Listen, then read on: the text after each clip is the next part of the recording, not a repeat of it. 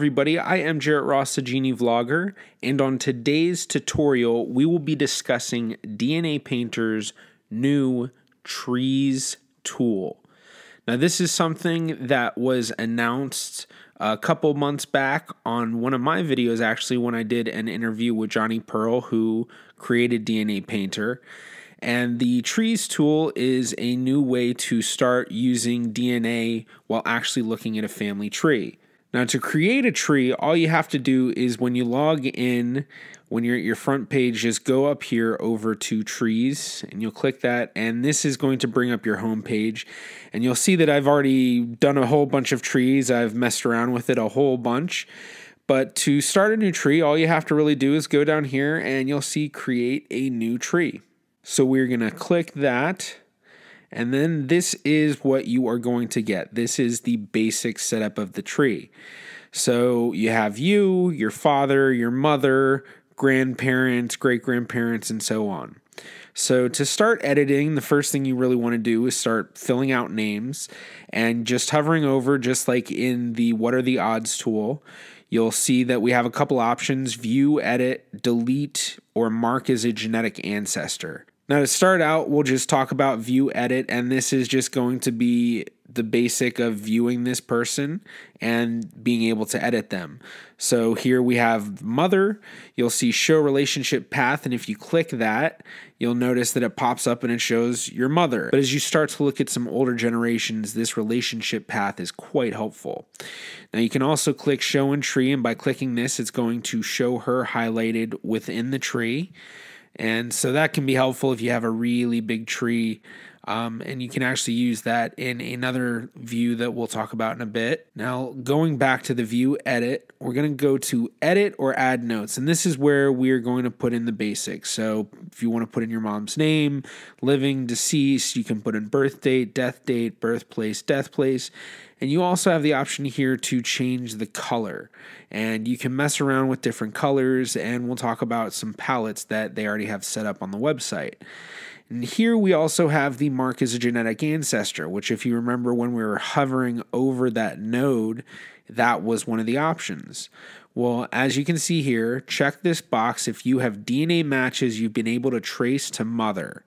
Please bear in mind that DNA you share with a match may not necessarily be due to your known relationship. So basically what this is saying is, if this is someone that you can confirm as an ancestor by using DNA matches, you want to check this box. But don't expect all of your DNA that you're sharing with somebody or that's coming from what you believe to be an ancestor to actually be coming from there, because you could have cousins who are related in different ways. So that's what that's talking about here. But in most cases, most people can prove quite quickly if their mother is their actual biological mother. So if she is, you can mark as genetic ancestor. Then if you want to put any notes, you can put them here. And what I really like too is surname clues. So this is especially helpful for people who are looking for parents or ancestors trying to link up to different branches of the tree. And this is just a place where you can put different surnames that might be there. So if you have an ancestor that you really don't know their name, but you have some possible surnames, put that here. So once you're done, just go over to save and click save, and then that's going to just save everything you did. And you can go through and you just keep doing that with each profile. But then once you get up to this generation and you want to start adding their parents, you'll notice that as you hover over, there's actually add parents or add mother, add father. So let's say we're going to do add parents, and there we go. Parents pop up. Now we have father and we have the mother. And then if we only know one, we can say, well, I only know the mother. So that way you can get a pretty good idea of what you have.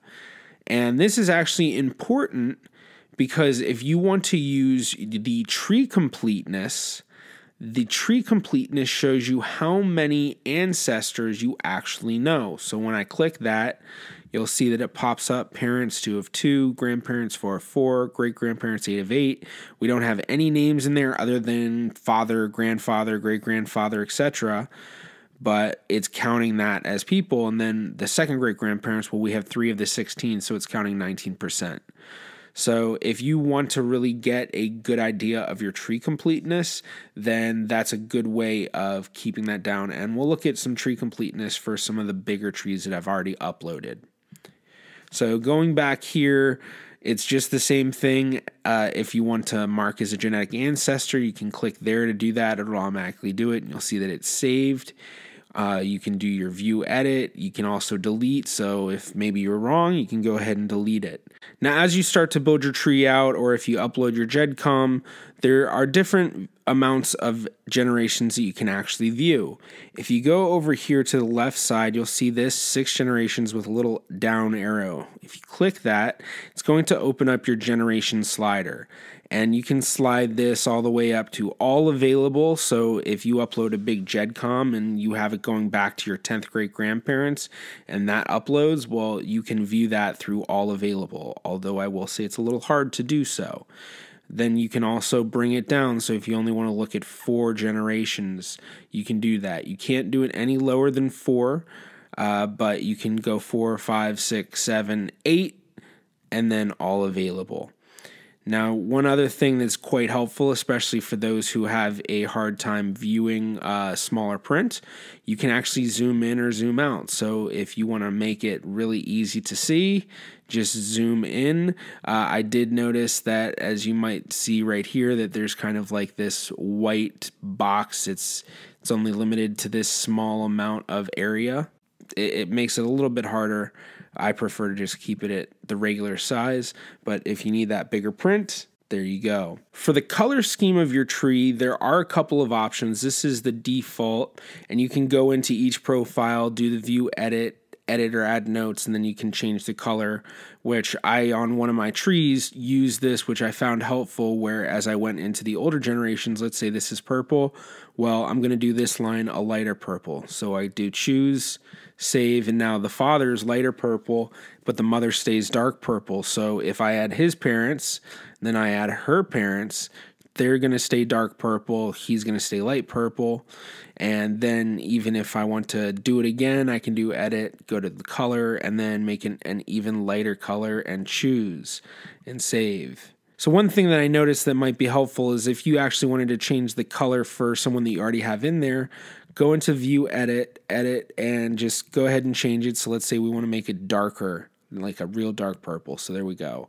Well, that's just going to change there, but it's not going to change this generation. But it's really easy when you go just view edit, edit notes, and when you bring that drop down menu, the newest color is going to be right here. So you click that and boom, we got the right color. And you can even make it where, let's say we just want to keep this line this color. So you can just get a better idea as you build the tree larger and larger of breaking the coloring down. It's not always recommended to do this for every single generation, but everyone has a different style. And this is still a new tool, so there's a lot of playing around with it before people really find the best method to use it, or the best methods, because there could be multiple ways. So now that we've looked at how to build this tree going one by one, let's look at how we can just load a Gedcom, because in the reality for most people, they already have a big tree that they've built where they can just load a Gedcom onto here.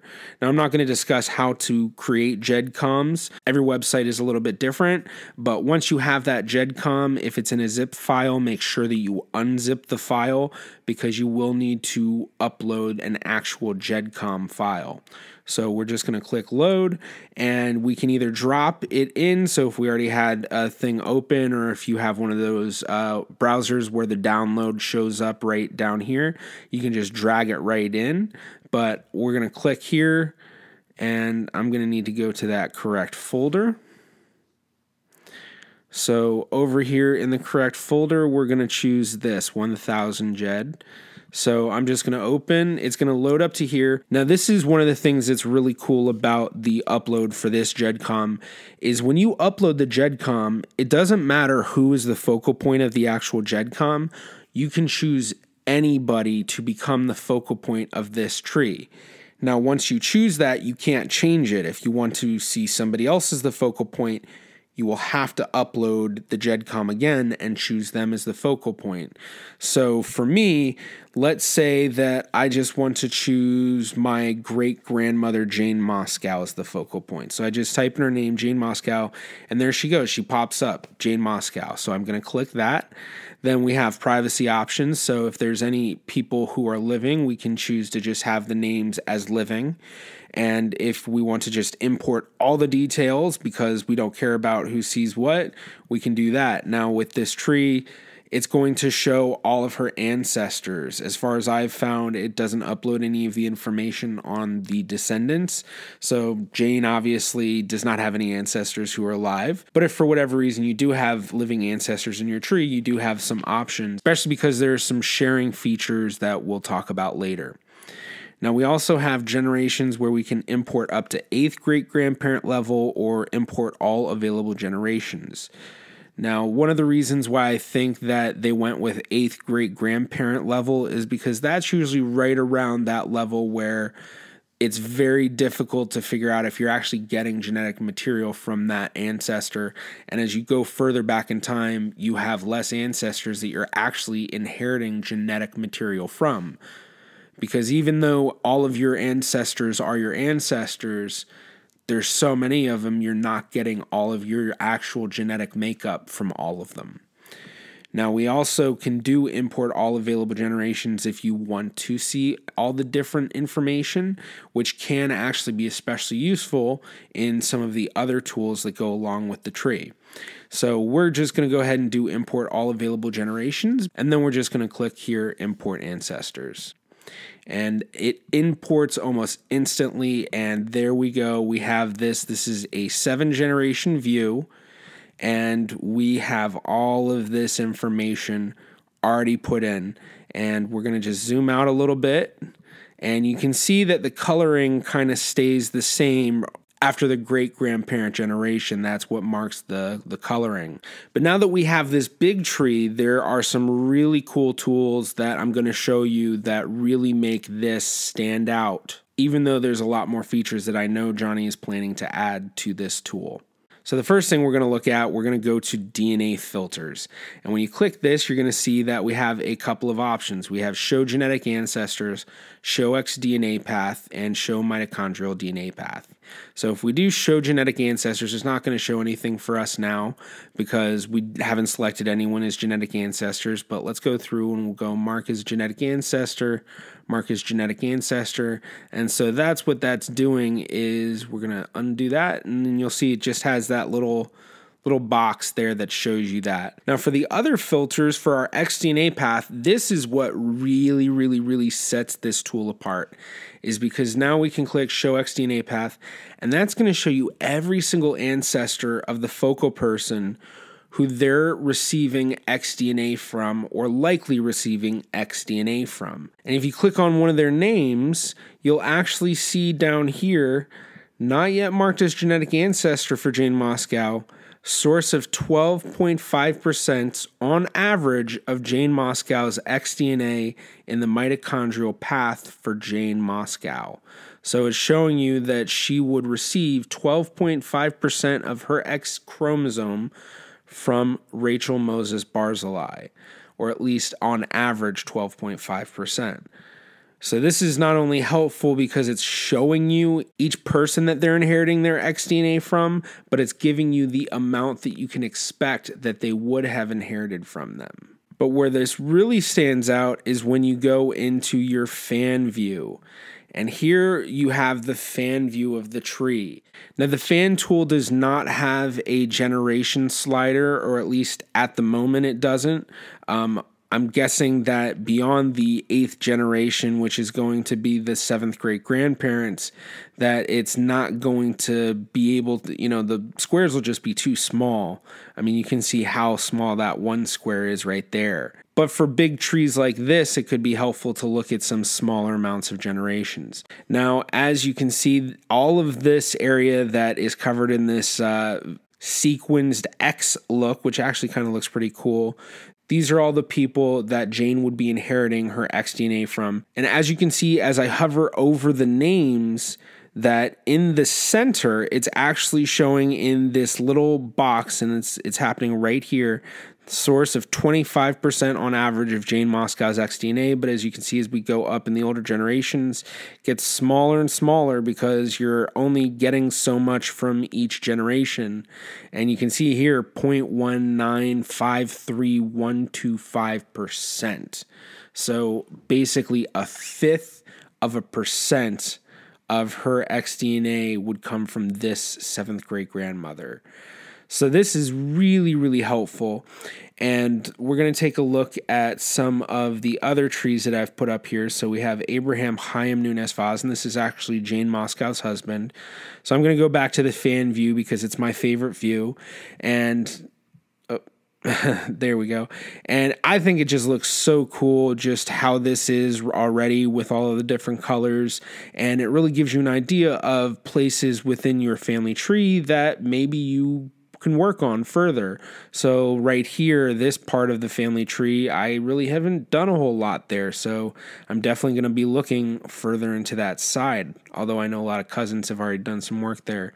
But one of the really cool things I like is as we go through these, you'll notice there, oh my gosh, it's highlighting two parts of that. And the reason is because this is showing that this person is your seventh great grandfather twice. So there is pedigree collapse here. And by pedigree collapse, I literally just mean that you descend from this ancestor in multiple ways. So the way that we're looking at it, it's showing it over here on the left. So we're going to, and if we click it, it's going to bring up his profile, and you'll notice seventh great grandfather twice, where he was born, the information, and then we can click show relationship path. Now, it's only going to show the one path, and I believe it shows the path that you clicked on. So you can click on the other paths to see the other way you're related. I'm hoping a possible feature with this is that they'll actually show both ways that you descend from this ancestor when you have the pedigree collapse. But for now, it's showing this, and it's also showing not yet marked as a genetic ancestor because we don't have them marked. 50 out of 512 seventh great grandparents have been identified. And then we'll see here that there's now a note about pedigree collapse. This person appears in more than one place in your direct line. Notes and other biographical info you update here will be updated wherever this person appears. So any info I put, so any notes, any surname clues, that is going to pop up in the profile. So we were looking at him right here. Well, if we go and look over here at the change, it's going to be the exact same. Now, one thing I have noticed is that sometimes you have ancestors that will be different generations of an ancestor to you. So to look at that, we're actually going to switch over to another tree. And this is for my great-grandfather Morris, who is the son of Abraham, who we're just looking at. So we're going to look over at his fan tree. And when we pull up Maria de Sa, she comes up 3 times, 2 in purple, and then another time over here. But when we go over here, you notice, well, it's actually Samuel Aaron Sarfati that we have traced to, 7th great-grandfather. So if we go back over here, we find her. She's somewhere in here. Where is she? There we go. So Marie de Sa, 10th great-grandmother and 7th great-grandmother twice. So we can see her as the 7th great-grandmother twice, but then she is also my 10th great-grandmother, and that is through this red line. So this is going through a whole different line. Now, one other DNA filter that we didn't actually see before, because when we were looking at Jane's profile, she's a woman and women do not have a Y chromosome. Well, now we have my great-grandfather, he does, so we can do show Y DNA path. And just like with all the other things, it's showing that purely paternal path. So this is showing the Nunes-Vaz line as we know it. And so we know that that Y DNA is being inherited from all the way back here. Now, if we wanted to mess around with the colors a little bit more, we can go up here over to palettes, and we have all these different options: default, ancestry, family search, etc. And so you can choose whichever one fits you, and it will automatically update it. So let's go ahead and we're going to take the Y DNA path off. So you can change it however you want, and You can choose previous colors if you had a set that you change it from and you go, nah, I really didn't like that one. But there's a lot of different options, and then you can also go in and edit it yourself and change it however you want. Now, at the moment, these trees are not connected to the actual DNA Painter profiles, but I do know that that is in the plans. And actually, if we go up over here to this little question mark, you click that, it comes up with all of the information about this new tool. And when you scroll all the way to the bottom right, you'll see coming soon. Link your chromosome maps to a tree in order to sync data, colors, and more. Now, this feature is set to come out sometime in this year, I believe, but there is no exact date yet. Now, there are a couple more features with the tree tools here on DNA Painter. We also have the text option over here. So other than tree, as we've seen, fan, which we were just looking at, we have text. So if you are a visual person in terms of text files and you have an easier time with that, you can do text. And in the text, you do have the option with the generation slider. So you can go as small as 4, or you can go all the way up to all. Although when you do all, it may take a while to load depending on how many ancestors you have. So for this profile, we have a lot of ancestors, so it took a little while to load, but this can handle actually pretty big files. And I know that a lot of people have messed around with it, including myself, and have been surprised at the amount of people that this can handle in terms of an upload from Gedcom. Now, once you've uploaded the tree, a lot of people, I imagine, will want to share it, and it's quite easy to actually share. All you have to do is go over here to share, click that, and it's going to be automatically set to private. So if you want to change it to shareable, you'll just need to click to change it to shared, and then you'll have the option to share this link, and you can link them to the tree, the fan, the text. But from what I've seen, once they're in that link, they can look at all 3. You also have the option if you want to hide the names and details of living people or show them.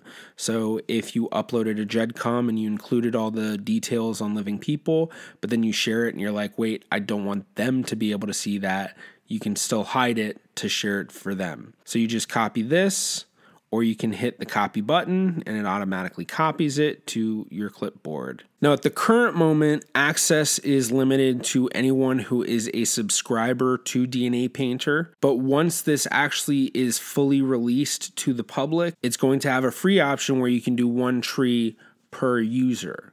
But if you become a subscriber, once it's released, you'll still be able to do as many trees as you want with it. Now, plans for the release are early August. There are no exact dates yet, but I believe it's probably going to be sometime between the 6th and the 10th of August, although it could always be a little bit later depending on if there's any bugs or things that need to be worked out first. And I know that's a big reason why it's only available to subscribers at the moment.